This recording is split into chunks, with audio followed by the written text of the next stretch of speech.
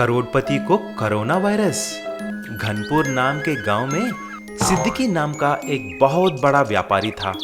उसका मार्केट में बहुत बड़े दुकान थे, इसीलिए उसके पास बहुत ज़्यादा पैसा भी था। लेकिन वह एकदम लालची और घमंडी आदमी था। उसके दुकानों में ज़्यादातर चीज़ें 2 नंबर के क्वालिटी के होते थे। एक दिन जब वह दुकान पे था, तभी कुछ लोग आकर ऐसा पूछा, अरे सिद्दीकी भाई, तुम्हारे दुकानों में सारे चीजें मिलते हैं, लेकिन यहाँ पर कोरोना वायरस के सामान जैसे मास्क, सैनिटाइजर नहीं रखा, क्यों? तुमने ठीक कहा है भाई, मैं कल शहर जा रहा हूँ। परसों से मेरे यहाँ सब कुछ मिलेगा।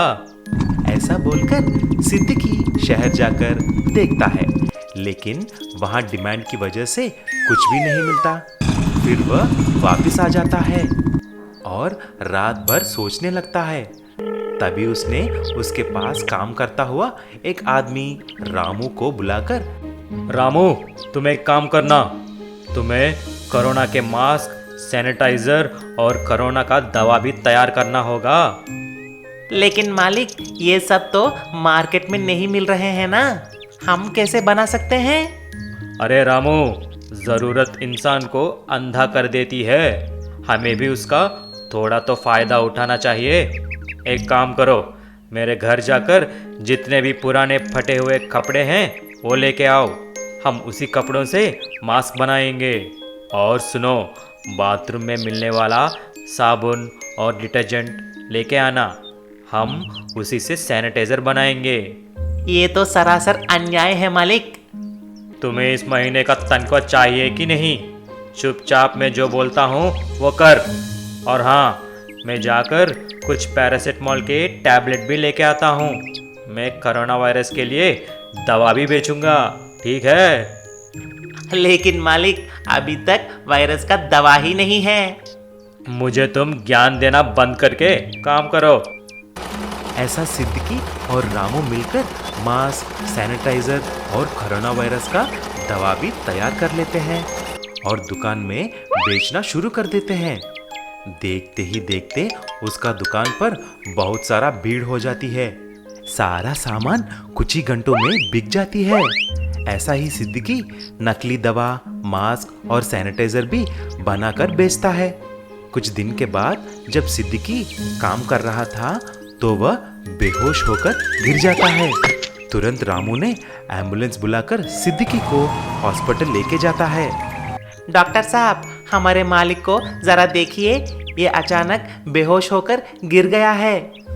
ठीक है, पहले हमें टेस्ट करना पड़ेगा। डॉक्टर टेस्ट करने के बाद रामू से ऐसा बोला, रामू, आपके मालिक को कोरोना वायरस अटैक हो चुका है। अब कोई फायदा नहीं है, दवा भी काम नहीं कर रहा है। उनके घर वालों को खबर कर दो कि आकर उसे लेके जाएं। बेचारा सिद्दीकी सबको नकली दवा और सैनिटाइजर बेचकर खुद को कोरोना वायरस से बचा नहीं सका। सीख, किसी भी हालत में अपने फायदे के लिए दूसरों की कमजोरी को गलत इस्तेमाल नहीं करना चाहिए। क्ले व्हीकल टॉयज, मिट्टी के खिलौने। चित्रपुर नाम के एक गांव में बजरंगी करके एक आदमी था। वह एक कुम्हार था। वह मिट्टी से तरह तरह के खिलौने बनाकर बच्चों को बेचता था। एक दिन उसका बेटा पिंटू वहां पर आया और ऐसा बोला, पापा जी, मुझे भी एक इलेक्ट्रिक मोटरसाइकिल चाहिए। मेरे दोस्त सुनील ने एक नया इलेक्ट्रिक मोटरसाइकिल खरीदा है। वो एक चार्ज पे 10 दिन तक चलता है। मुझे किसी भी तरह आप खरीदेंगे ना? वो कितने का है बेटा? सुनील बोला, वो 10,000 की है। पिंटू, सुनील के पापा एक बड़ा कॉन्ट्रैक्टर है। मैं खिलौने बनाने वाला 10,000 से वो कैसे खरीद सकता हूँ? एक काम करता हूँ, मैं आपको तरह तरह के मिट्टी के वाहन बना के दूंगा, आप उसी से खेलना। मैं सुंदर खिलौने बनाकर दूंगा, आप चिंता मत करो बेटा। ठीक है पापा। उसी दिन बजरंगी ने खूब मेहनत करके मिट्टी के मोटर बाइक, जीप, स्कूटर बना के दिया। पिंटू बहुत खुश हो जाता है। अगले ही दिन पिंटू उसके सभी दोस्तों को दिखाने के लिए मिट्टी के बाइक को लेके जाता है। ये बात सुनील से देखा नहीं गया। वह उसके इलेक्ट्रिक बाइक से पिंटू के मिट्टी के बाइक को धक्का मार देता है और पिंटू का मिट्टी बाइक टूटकर चूर चूर हो जाता है। जब ये बात पिंटू अपने पापा को बोला, पिंटू बेटा, इस बार मैं एक मजबूत जीप का खिलौना बना के दूंगा, ठीक है? ऐसा बोलकर बजरंग ने रातों रात एक मजबूत मिट्टी का जीप का खिलौना बना के देता है। जब पिंटू उस जीप को सुनील के पास लेके गया, सुनील फिर से उसके बाइक से जीप को टकराने के लिए देखता है। ऐसा वह तेजी से आकर पिंटू के जीप को मारता है, लेकिन इस बार सुनील का बाइक टूटकर नीचे गिर जाती है। फिर सुनील रोते रोते उसके पापा के पास जाते हैं। पापा जी, पिंटू करके मेरा एक दोस्त ने उसकी जीप से तेजी से आकर मेरे बाइक को धक्का देके तोड़ दिया है। आप जल्दी कुछ कीजिए ना। ऐसा झूठ बोलता है। तभी सुनील के पापा विशाल एक जेसीबी को लेके पिंटू और बजरंग के घर के पास जाकर सारे खिलौने और उसके घर को भी तोड़ देता है। तभी बजरंग ने ऐसा बोला, विशाल सेठ, आप तो बड़े हो, कुछ तो दिमाग लगा के काम करना होगा ना। वह छोटे बच्चे हैं, आप भी ऐसा करना अच्छा नहीं है। आप मुझसे क्षमा मांग के मेरे घर को ठीक करवा दो। अरे चल, मैं तुमसे माफी हो ही नहीं सकता। फिर ठीक है, एक शर्त लगाता हूँ। अगर कल मैं आकर मैं तुम्हारी जेसीबी और घर को नहीं तोड़ा तो मेरा नाम भी बजरंग नहीं है। ऐसा अगले ही दिन एक बड़ा सा मजबूत मिट्टी का जेसीबी बनाकर बजरंग विशाल के घर पहुंच जाता है और एक ही झटके में विशाल का स्टील जेसीबी को तोड़ देता है। वो जेसीबी टुकड़े टुकड़े हो जाती है।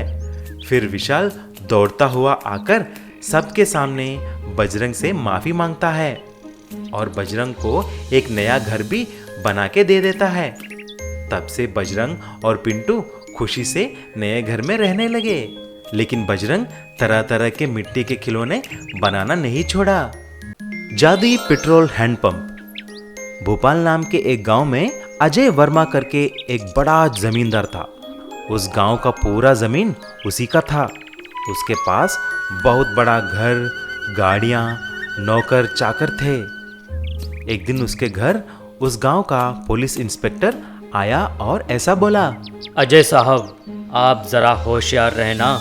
हमें पता चला कि हमारे गांव में एक बहुत बड़ा डाकू और चोर विक्रम सिंह आया हुआ है। वो बहुत खतरनाक है। वो कोई भी वेश बदल कर आपको धोखा दे सकता है। क्यों इंस्पेक्टर साहब, वो चोर मेरे घर आकर मुझे लूटेगा? देख नहीं रहे क्या मेरे बॉडीगार्ड्स और नौकर? ठीक है, आपने बोला तो मैं सावधान रहूंगा।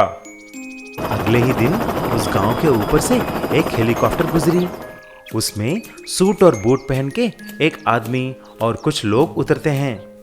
ये देख अजय, हमारे गांव में हेलीकॉप्टर, चलो चलकर देखेंगे। अजय वहां जाकर देखा तो वह आदमी और कुछ लोग एक जगह खोदना शुरू कर दिया। देखते ही देखते वहां पर से पेट्रोल निकलने लगा। सभी ने टेस्ट किया और देखा कि वह असली पेट्रोल थी। ये देखकर अजय ने, अरे अरे, ये क्या कर रहे हैं? तुम कौन हो? सीधा आकर मेरे जमीन पे ही खोद रहे हो? Good morning sir, my name is Sachin. मैं सचिन पेट्रोल कंपनी का मालिक हूँ। हमारा रिसर्च टीम को पता चला कि इस गांव में पेट्रोल की कुआं है। मुझे किसी भी तरह इसको खरीदना है।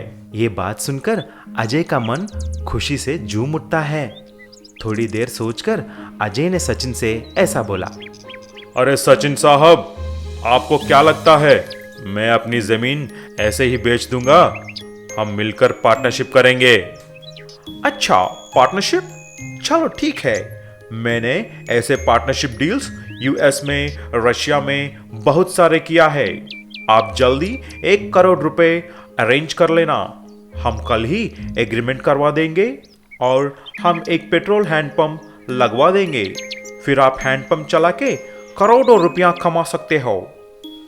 अजय सारी रात सोचकर किसी भी तरह 1 करोड़ रुपए जमा कर लेता है। अगले दिन जब सचिन आया 1 करोड़ रुपए देके एग्रीमेंट पे साइन कर देता है और वह नाचने लगता है। मेरी तो निकल पड़ी, मेरी तो निकल पड़ी, मैं बनूंगा करोड़पति, मैं बनूंगा करोड़पति। ऐसा अजय ने अगले ही दिन से हैंडपंप चलाकर पेट्रोल बेचना शुरू कर दिया। वह स्कूटरों को, गाड़ियों को, बसों को और सारी वाहन को पेट्रोल डाल रहा था। लेकिन एक दिन कुछ लोग अजय के पास आकर झगड़ा करने लगे। अरे अजय साहब, आपके हैंडपंप में से सिर्फ पानी ही निकल रहा है, हमारे गाड़ियां खराब हो गए हैं। जब अजय वहां जाकर नीचे तक खोदा तो एक पाइपलाइन दिखाई दिया और वह पाइपलाइन गांव के बाहर एक पेट्रोल टैंकर के पास जाता है। तभी उसे पता चल जाता है कि उस सचिन ने धोखा दिया है। तभी पुलिस आकर एक फोटो दिखाता है। अजय साहब, क्या ये वही आदमी है? हाँ हाँ, यही है। अरे सर, ये सचिन विचिन नहीं है, यही है विक्रम सिंह। ये बात सुनकर बेचारा अजय चक्कर आकर नीचे गिर जाता है।